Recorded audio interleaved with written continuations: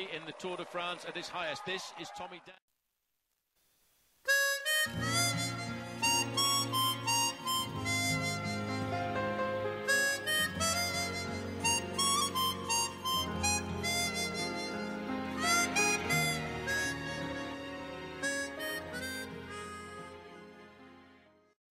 Happy to hide in the wheels.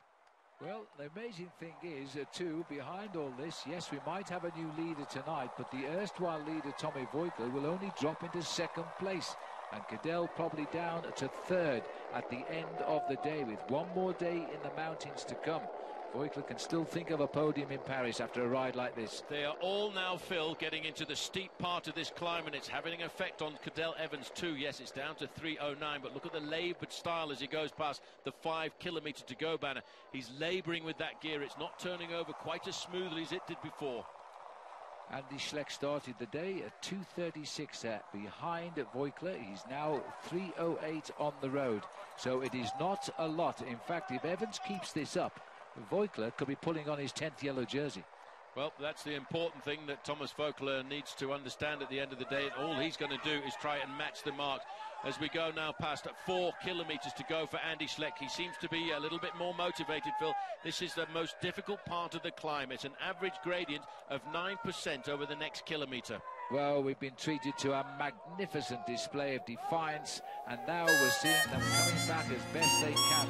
This is Jelle Vanendert, the king of the mountains, now in a little bit of difficulty himself as he drops away from the lead group, and is down to 3:11 now for Cadel Evans' chase.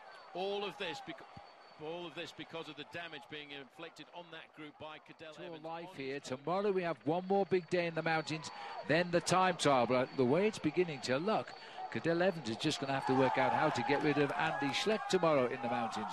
Schleck looking over his shoulder, looking down at...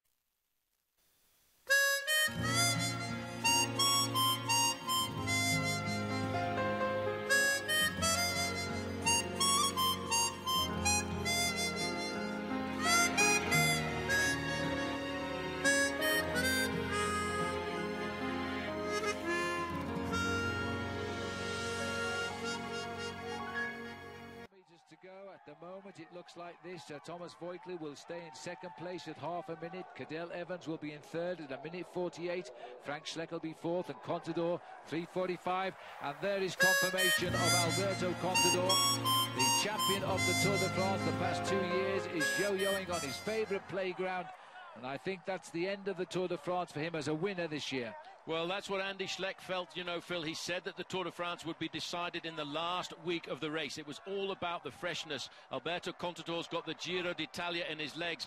Don't discount the man. He's got a huge heart and he's got a huge bag of courage, and he's pulled himself back into this group. But yes, he's having a hard time. Pride has done that. Pride has forced him to come back onto the back of that group.